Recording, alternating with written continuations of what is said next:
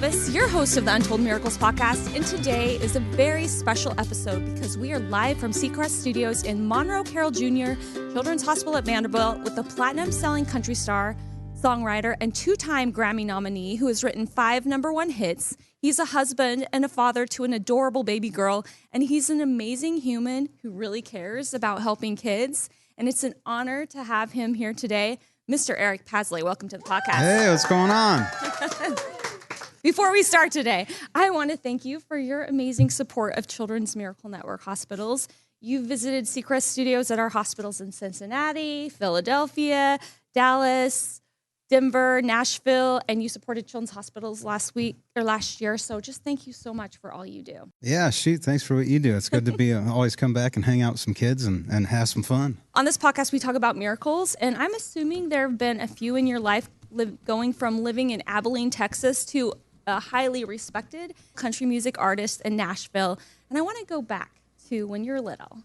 What were your dreams around your life? What did you want to do when you were little? Baseball. That's what I wanted to. I actually listened to the Cal Ripken interview earlier this morning. I was like, Cal Ripken Jr., man, he was the dude. And but I love baseball. I just loved everything about it. I'd go down to a little baseball diamond at the end of my street and hit balls by myself, and probably dreamt I was Ken Griffey Jr. or Cal Ripken Jr. I wanted to be a junior apparently, but doing that and at 10 years old, diagnosed with type 1 diabetes. And that kind of changed a little bit of the course. I still love baseball and play it, and I still love playing catch. But that led to me thinking, hey, maybe I should be a diabetic doctor, a pediatric endocrinologist. And up until I was about 18, I thought that's what I was going to do. And then at 15, I picked up a guitar and started writing. And at 18, met a guy that had lived here in Nashville, and his wife had worked at a label and all kinds of things. And it kind of moved me in the direction of music, and it's worked out. Now I get to help kids with diabetes and play music, so it kind of works out. I'm just not a certified PhD. Well, I want to go back to when you were 10 years old, and your grandma had noticed some symptoms. Mm-hmm. And I want you to tell us what it felt like as a 10-year-old kid to find out you have this illness that you might not know anything about. It's kind of wild. I don't know. I've always just kind of rolled with whatever happened. It doesn't mean it's always fun. But yeah, I just remember in school, kind of my eyes were blurry. I was drinking water all the time, but my cousins lived all around where my grandmother lived, and my grandmother was a nurse's aide, so she knew the symptoms of diabetes and noticed I was going outside, coming in, using the bathroom, drinking a whole gallon of water, who knows what. There's probably a gallon of root beer, so it's all kinds of sugar, which isn't good for you. But she just saw that, and so I think we caught it pretty quick, seeing the symptoms and getting diagnosed. There's 1.25 million Americans that live with type 1 diabetes, but some people don't know what that means. Can you tell us what that means in your life? Yeah, it means every day is just a balance, you know? Mm-hmm. You eat some food, you give yourself insulin, and I'm just lucky enough I get to wear a little device called a Dexcom. It's a continuous glucose monitor. And it tells me my glucose level every 5 minutes on my phone. So it's in a world of technology, it's kind of crazy to swipe your phone and see what your levels are at. But with that, it makes it a little easier to make sure my levels are good. But it's just a balancing act. If you eat food, you got to take insulin and count carbs. And over time, it becomes normal where you look at a plate and you go, there's 45 grams of carbs right there. Right. You know. I read an article where you said that you felt at that young age that you were broken, having this illness. Has that impacted your songwriting? And if so, is there a particular song that would have been impacted by your life journey with diabetes? Good question. I mean, when you're the only kid sitting in class afraid to go to the nurse because you're feeling low, you're like, I think a lot of kids probably go lower than they should or maybe end up in a worse situation. It's like, it's fine. Just raise your hand. You're special. You're good. And you're living in a time where there's so many things, and you get to go get a juice box and some crackers and hang out with the coolest person in school, the nurse. Come on. And I'm sure that's impacted. I mean, anything that you go through impacts your life. Right. And I'm grateful for that because I feel like I can at least relate a little bit to kids and just anyone that's going through a hard time. And understand it can get better, and that there's people always around you that love you and they're there to take care of you. And I'm sure that butterfly effect of love in my life has impacted songs I write and the way that I try to help people. And I just always hopefully add hope to people's lives and love, even in the sad songs. I think it it can help you realize how good the sunny days are.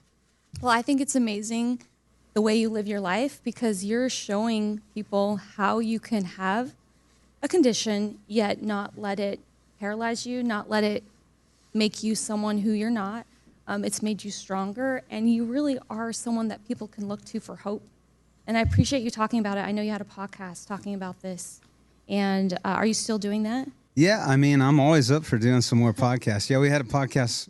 It's called Level With Me, and I get to talk to other juvenile diabetics and mainly their families and the parents of kids with diabetes. It's I think a lot of times with any illness, it's the world's ending or I'm just great and it's fabulous. And I always say there's a balance. It's like it's in between the highs and lows, which is, as a diabetic, there's a lot of those, but it's everyday life and just getting to talk about it and the struggles of living with an illness, and also the cool stories of overcoming certain situations. And it's great to talk to people about real life, and we all deal with something. Yeah. And it's just amazing to see people come together and help each other through it. Well, I want to go back to when you were 15 years old. You said that's when you started writing songs. This first song you wrote was actually for a girl that you Always. never gave her the song. Tell us about that it. song, and was it recorded? Yeah, so, when you're sitting in your bedroom as the coolest kid in school playing a guitar, I always joke because it's, very rarely are you the coolest kid in school if you're sitting in your bedroom by yourself singing songs on a guitar. I'm telling that because no kid's ever, no one feels like they're the coolest kid in school. So if you don't feel like that, you're not alone. You're okay. The world is fine. You're cool. But yeah, I wrote this poem for a girl. And at the time, I was doing art and all kinds of cool painting stuff. I just love creating. And I think I went all in. I wrote this poem. I painted a picture, and then I sent it through the printer, and I printed it on it. It looked like a Hallmark card. The best part was I actually messed up the first one and sent the picture through the wrong side, so I had to repaint the picture. I'm telling more than I should, but I'm basically saying I put a lot of effort into telling this girl I liked her. Wrote this poem. And dang it, I didn't have the guts to give it to her. So I had this poem sitting in an envelope in my secret box of treasures, as a child, and hidden secrets of poems. And someone was like, poems are songs because they rhyme and stuff. So I'm like, I wrote a song. So I had a song already written. I'm glad I didn't give it away. But everything ends up working out for good in the end. And there it was, the first song. And yes, it's on my first CD. I have no clue where you can find that CD. I hid those away in a secret box. But maybe there's one sitting at Waterloo Records in Austin, Texas still. Who knows? I tried to buy them back, but they wouldn't let me. No. Well, you've had an amazing career. You have opened for Dierks and Blake and Little Big Town and Clint Black, and you've written for some really great artists. Lady A, Jake Owen, Eli Young Band, one of their songs that you wrote. What's the name of that? Yeah, Eli Young Band recorded Even If It Breaks Your Heart. So good. Yeah. Tell me what has been the most memorable night of your life as a country music artist.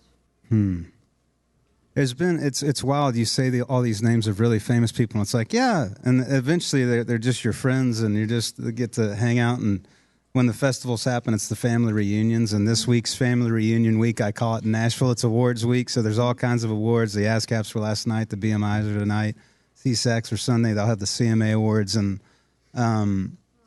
all of those nights are special and in a really cool way. You get to celebrate your friends having success, and occasionally you get the butterflies of being up for an award, and it's kind of crazy. But I think it's always good to realize that any night can be very special. It's up to you to view it right.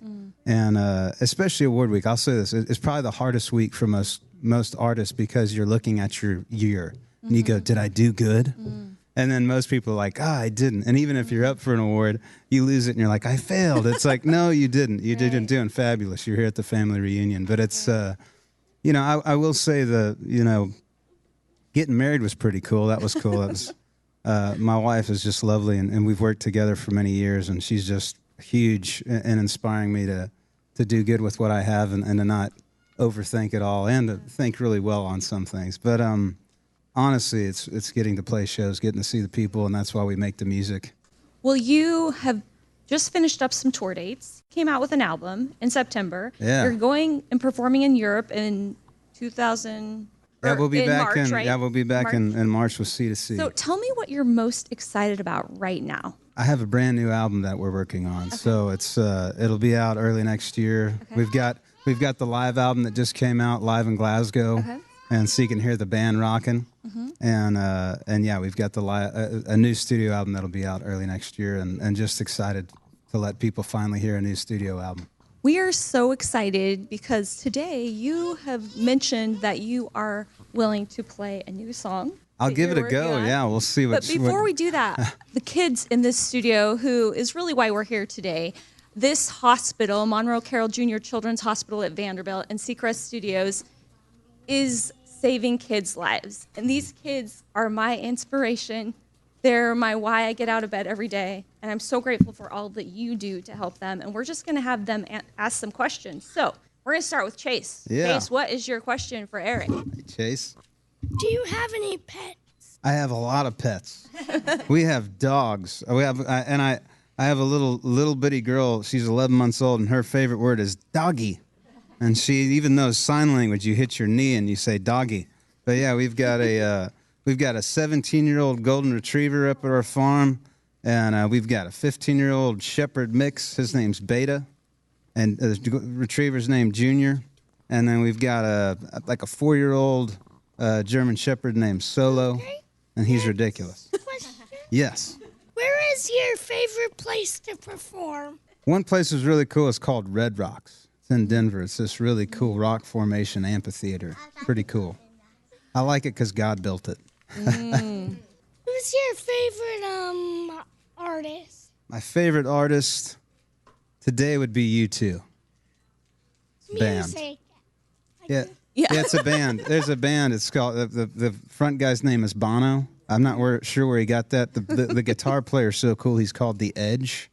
I have no clue, but I love their music. They're really fun. We can go listen to it later. Okay, I think we have a question from Addie. What's your question? What is your dream concert venue? Yeah. Dream concert venue. You know, it would be cool. It'd be great to play at the Royal Albert Hall in London. It's a really, really beautiful building, and it'd be really cool. We've been touring in Europe a lot, and it's kind of a dream spot of mine to play. Awesome. Okay, Isaiah has a question. It's where the Queen goes and listens to music, too, so I figured that'd be cool. Okay, Isaiah, you have a question? What is your favorite animal? My favorite animal? I love dogs, but I also love horses. They kind of look the same, sort of. My daughter thinks that horses are doggies as well. So, yeah. What's your favorite animal? Turtle. A turtle? I like turtles. They're good. Okay, our next question is from Sky. Do you play any sports?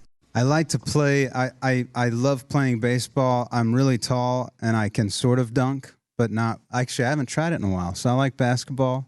I can throw a football. I never played football growing up, but I like playing it. Do you play any sports? No? It's all good. Sophia wants to know, what is your favorite song that is not your own? My favorite song that is not my own. There's so many. That's hard. I love a song called, hey, we'll talk about you too. There's a song called With or Without You. I can't live with or without you. Okay. It might be dark. I think it's happy, sort of. Before we have you sing, I have one question for you. What's the biggest life lesson that you've learned this last year from being a dad to Piper?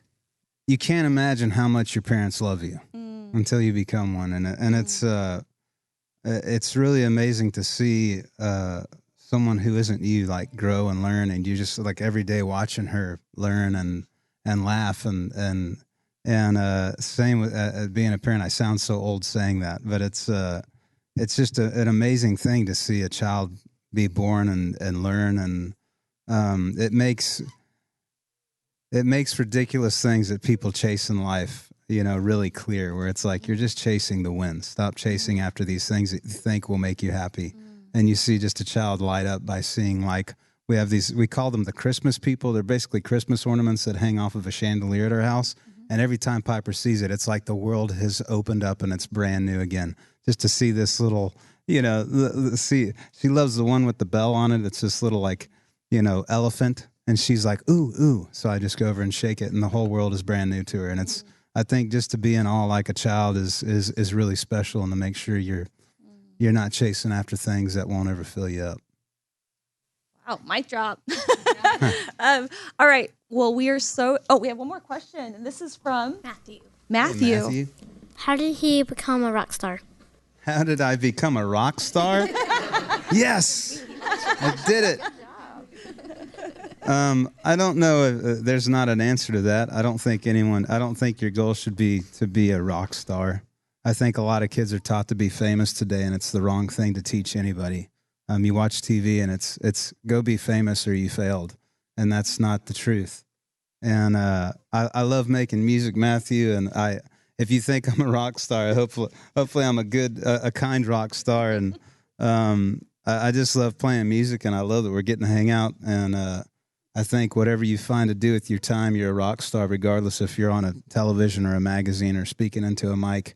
I think everybody's very special and very important, and we all make the world go around, and it's up to us to make it better or worse. Now we are going to have you pick a song that you'd like to play for us. Is this going to be on your upcoming album? Yeah, I'm going to give it a swing. We'll see. Okay. Baseball reference there. It's brand new, so...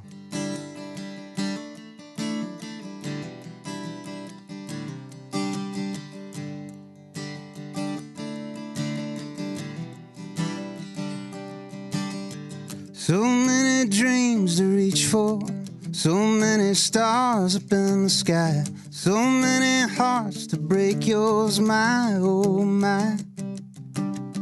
So many stories waiting for you to make your way to them. How you choose to tell them, well, the pen is in your hand.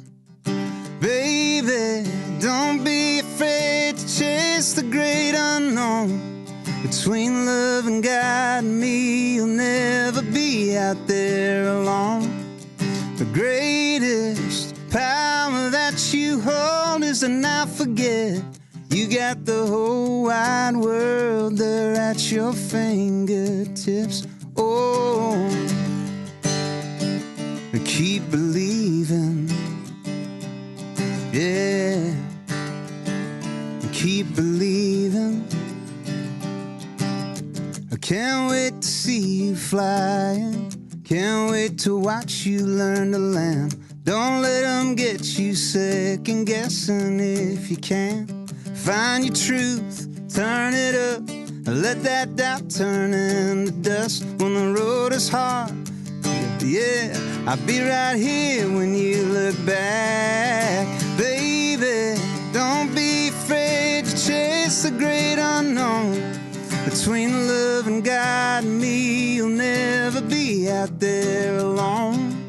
The greatest power that you hold is to not forget you got the whole wide world there at your fingertips. Yeah, you got the whole wide world there at your fingertips. Oh, keep believing, believing, yeah. Keep believing. Let your faith be a child in a radio flyer. Let the light in your heart set the darkness on fire. Well, baby, don't be afraid to chase the great unknown. Between love and God and me, you'll never be out there alone. The greatest power that you hold is to not forget you got the whole wide world there at your fingertips. Yeah, you got the whole wide world there at your fingertips. Oh, keep believing. Yeah, keep believing. Let your faith be a child in a radio flyer. Let the light in your heart set the darkness on fire. Woo! Hey! Oh my gosh, that was so good. And I love the lyrics to that song. You've got the whole world at your fingertips. And I think it's such a great message for all these amazing kids in this studio today. The last question that I asked to all the guests on the podcast and for you today is, if there were 3 miracles that you could create in the world today, what would that look like for you? Everyone would be fed. Because you can't learn how to love if you can't eat. It'd be great if no one was sick. You know, there's so many examples of love through all that, though. And I don't know. I think it's just everyone can eat, everyone can be healed, and everyone knows they're loved. And in return, you'll be able to love if you know what true love is. Wow, that's amazing. I think the world would be such an incredible place. But the great thing is that we are each individuals who have the power to help those around us and help create miracles in the lives of everyone every day. And that's what you do. And that's why it has been such an honor to have you on the podcast. And we are just so grateful for the miracles you create in this world. I know a lot of them go unseen because you do it under the radar. But that's just who you are. And we just want to say thank you and really hope you have an amazing week at the CMA. Oh, heck, it'll be fun. Thanks for doing what you do and spreading great stories around. Thank y'all for showing up. I hope you have a great day, everybody. Heck yeah. Hey.